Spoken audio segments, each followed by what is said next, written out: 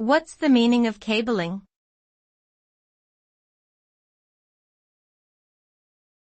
Cabling.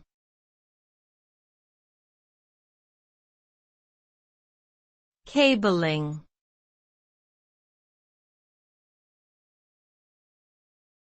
Cabling.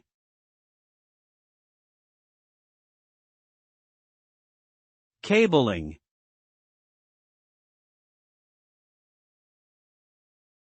Cabling refers to the process of installing physical cables or wires that are used for communication and data transfer purposes.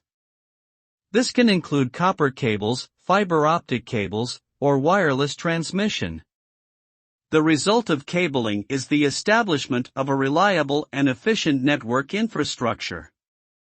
Proper cabling ensures the smooth and secure transfer of data between devices, such as computers, servers, and routers. A well-designed cabling system can also improve internet connectivity and reduce latency, resulting in faster data transfer speeds and more efficient communication between devices.